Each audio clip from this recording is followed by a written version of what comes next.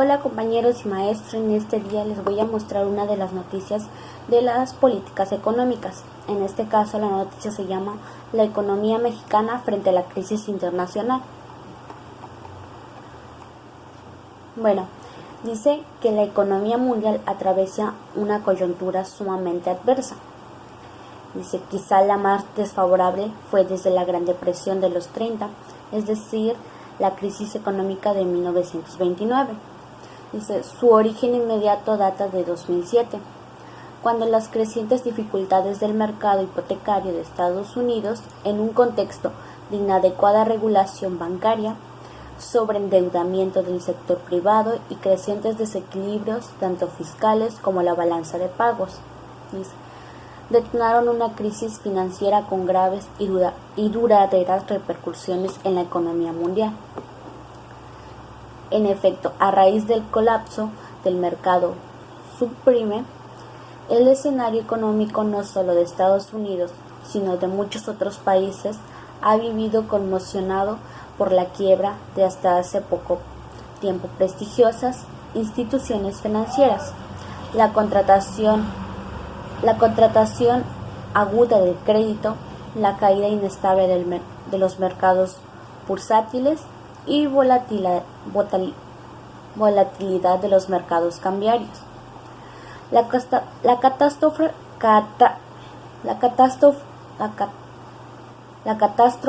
financiera afecta adversamente la actividad económica e incide tanto en conglomerados industriales como en pequeñas y medianas empresas, contrae el comercio, la inversión y el empleo. De hecho, en Estados Unidos lleva ya varios meses de reducción de su PIB y el consenso indica que en 2009 sufrirá una contracción en términos reales. Por su parte, el desempleo ha alcanzado los niveles más altos en décadas. En lo que va de la crisis, se han perdido en Estados Unidos más de 3.600 millones de puestos de trabajo. Tan solo en enero del 2009, más de 500.000 personas perdieron su empleo, lo que elevó la tasa de desocupación abierta al 7.6%, el nivel más alto desde 1992 y varios puntos por encima del registro de 12 meses atrás. Todos los países, tanto del mundo industrializado como del mundo en vías de desarrollo, están sufriendo los efectos de la crisis. Ya desde el último trimestre de 2008, las economías avanzadas muestran una reducción o caída de sus niveles de producción y empleo. Las economías emergentes registran en general una desaceleración brusca de la actividad productiva y la ocupación formal, y en algunas de ellas se ha producido ya una contracción en sus niveles absolutos. Los organismos financieros internacionales y los centros de análisis coinciden en que el adverso entorno económico mundial persistirá durante el resto del 2009, aunque algunos surgieron que hacia la segunda mitad del 2010 comenzará una gradual y modesta recuperación. Es decir, que a partir ya del 2010 ellos pensaron que se iban a recuperar.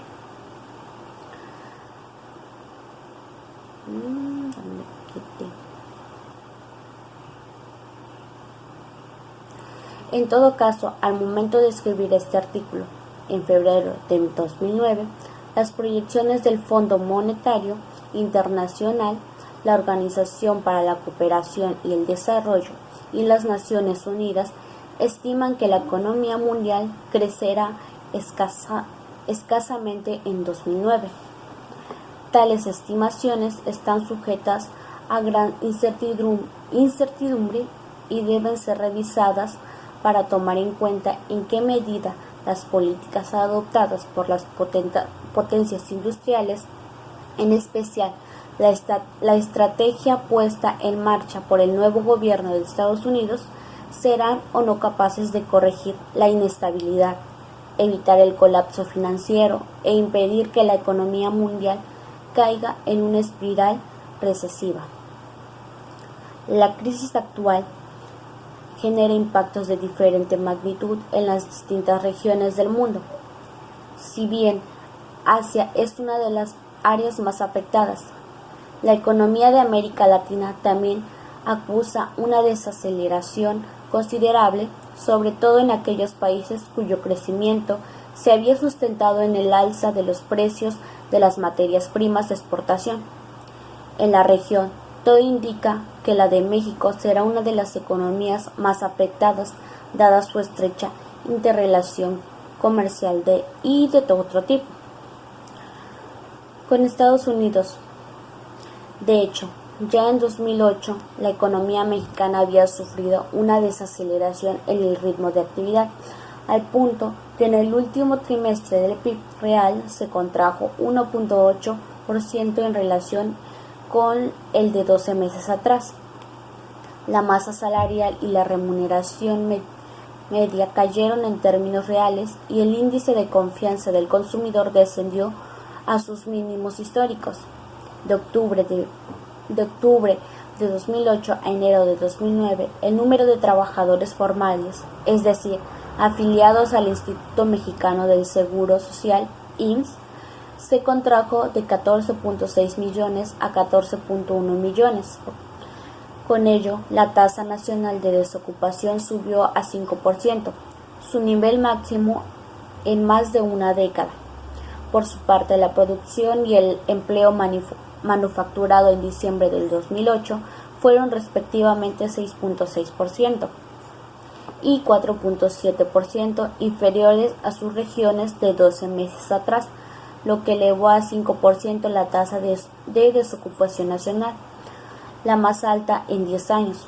Por su parte, el índice de precios y cotizaciones de la Bolsa Mexicana de Valores llevó en febrero a 14.752 unidades, casi la mitad de su nivel de 32.500 en octubre del 2007, a la vez que el tipo de cambio a la venta subió a 15.30 pesos por dólar, lo que significa una depreciación de más de 40% de agosto del 2008.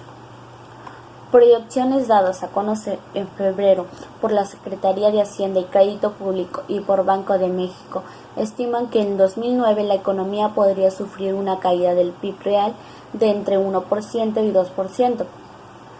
Fuentes no gubernamentales estiman que la caída será todavía mayor.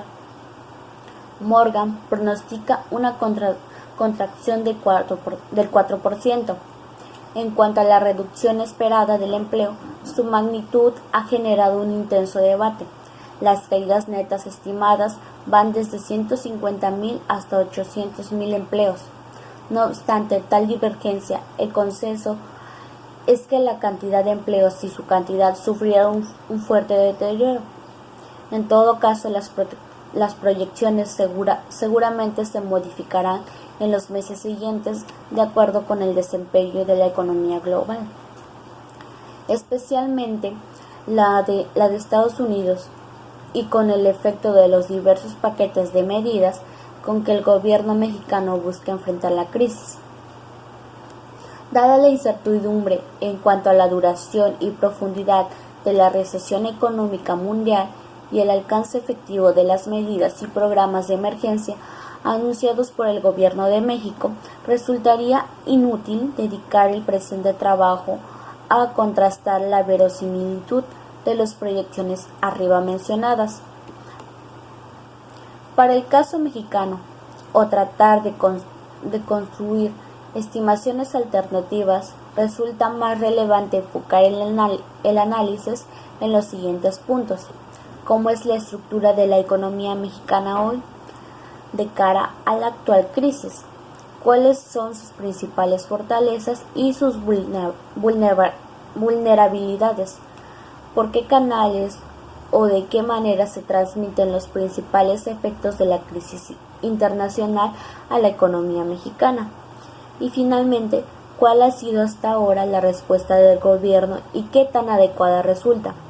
¿Qué recomendaciones de política económica podrían ayudar a minimizar los efectos adversos de la crisis y, en la medida de lo posible, aprovechar esta oportunidad para instrumentar reformas que permitan insertar la economía mexicana en una senda de elevado crecimiento de largo plazo.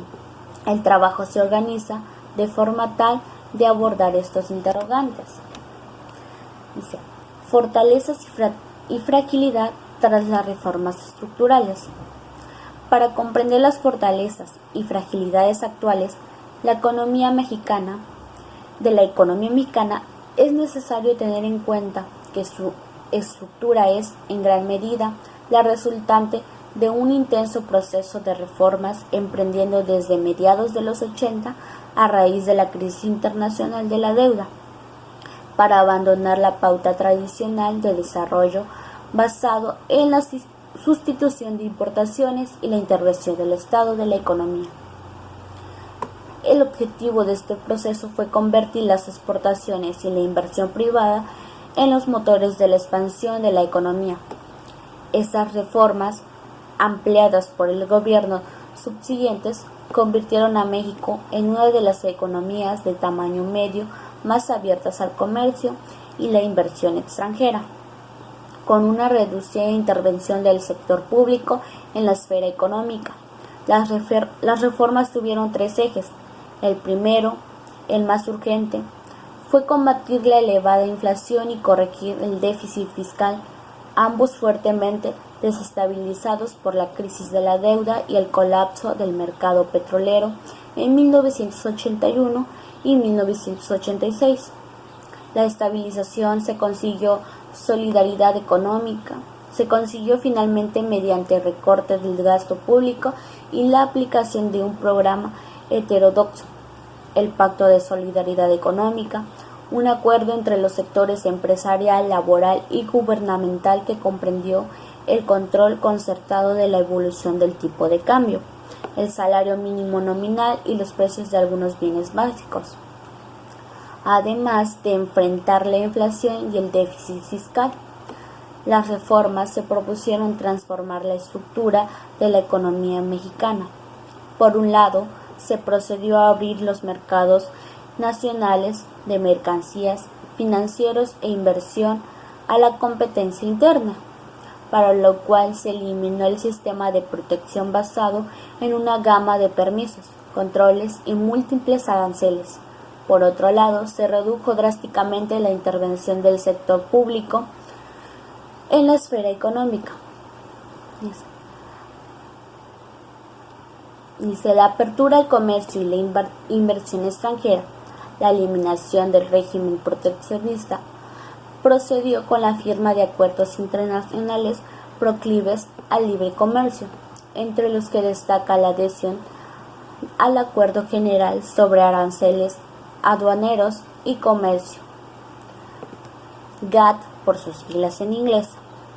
En 1986, y especialmente la firma del Tratado de Libre Comercio de América del Norte con Canadá y Estados Unidos, comenzó a operar el 1 de enero de 1994 con el fin de eliminar prácticamente todas las barreras arancelarias y no arancelarias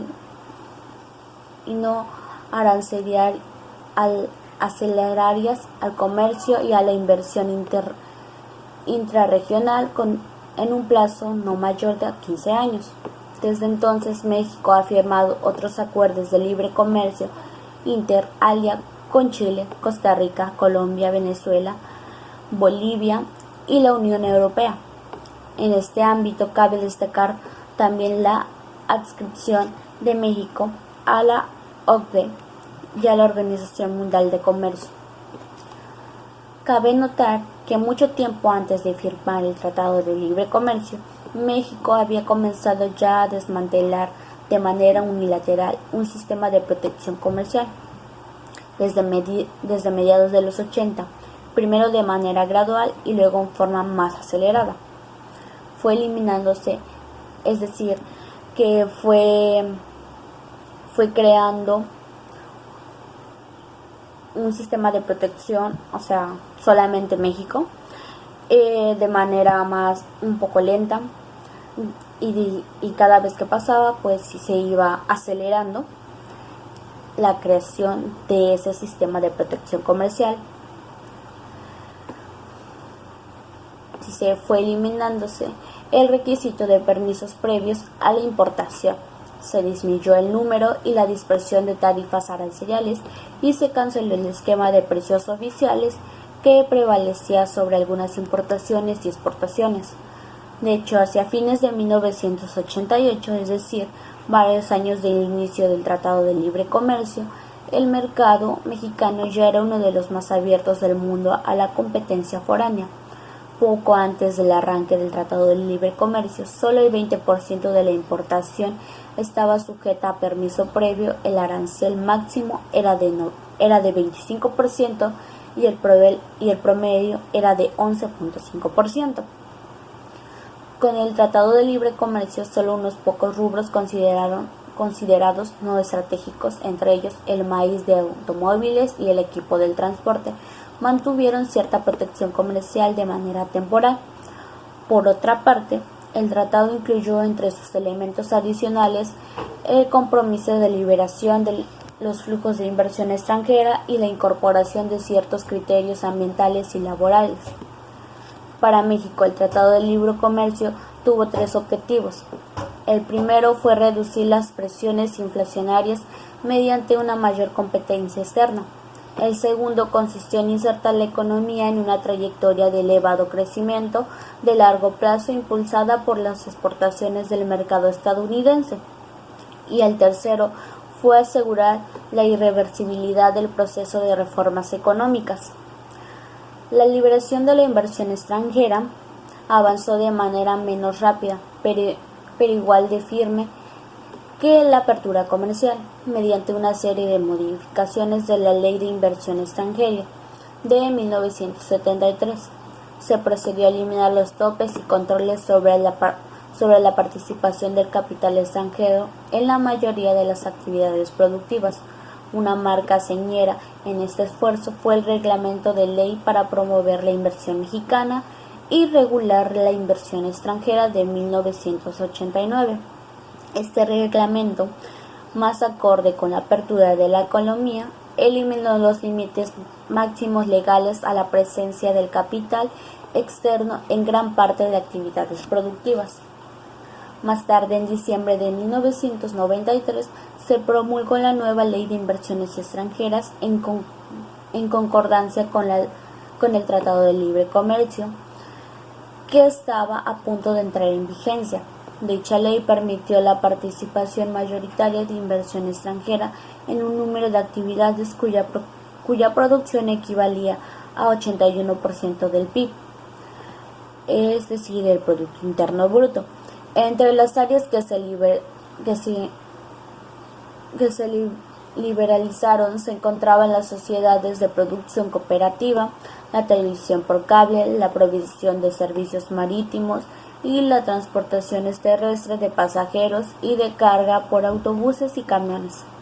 Se quitaron también las restricciones a la petroquímica secundaria, la industria de autopartes y la construcción de autobuses y camiones, con la salvedad de la petroquímica básica, cuya cobertura fue estrechándose, y la producción de armamentos y explosivos.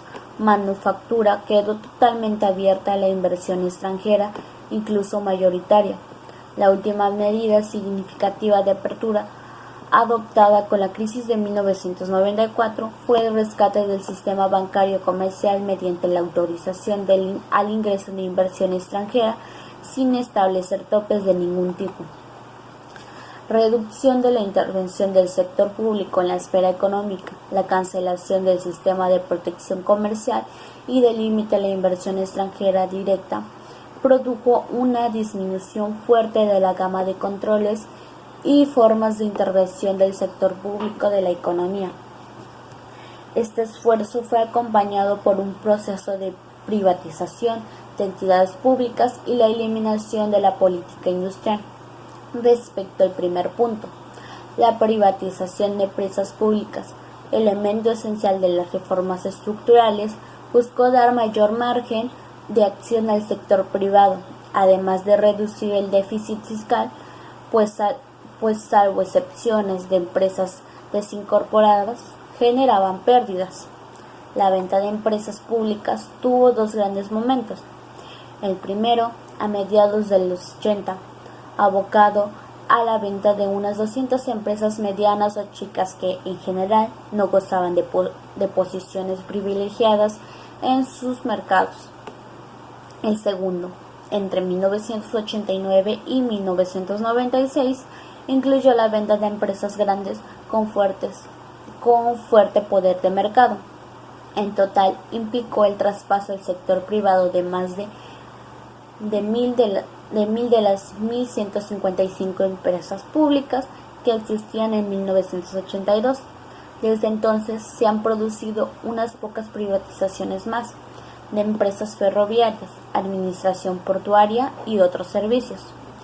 La reapertura de la discusión sobre la reforma energética en 2008 no alteró este panorama.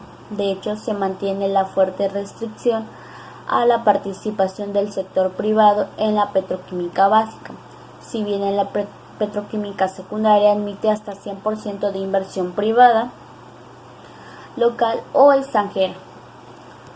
El segundo modo en que se buscó acotar la participación del Estado en la economía fue el desmantelamiento de la política industrial tradicional. Así, se procedió a sustituir el esquema de subsidios y fomentó a sectores específicos por otro basado en la adopción de políticas llamadas horizontales, que en vez de distinguir por rama o tipo de actividad, concentración de atención en el tamaño de las empresas, privilegiando a las pequeñas y medianas. La nueva política del fomento busca promover el libre juego del mercado, sin apoyo a subsidios estatales y al mismo tiempo facilitar los trámites administrativos y fortalecer un marco general de respeto a los derechos de propiedad. En la práctica, esta nueva orientación implicó abandonar todo esquema de injerencia directa selectiva vía subsidios, permisos, licencias o requisitos de desempeño en torno de criterios como el carácter nacional de las empresas o su capacidad para la generación neta de divisas. En efecto, en concordancia con las disposiciones del GATT-OMC, desaparecieron la mayoría de los subsidios y solo se mantuvieron algunas reducciones tributarias sobre ciertas importaciones temporales, es decir, sobre insumos importados para su reexportación. Esta política ajena a la promoción sectorial y orientada a compensar fallas generales del mercado ha permanecido en general inalterada desde los 90 hasta hoy.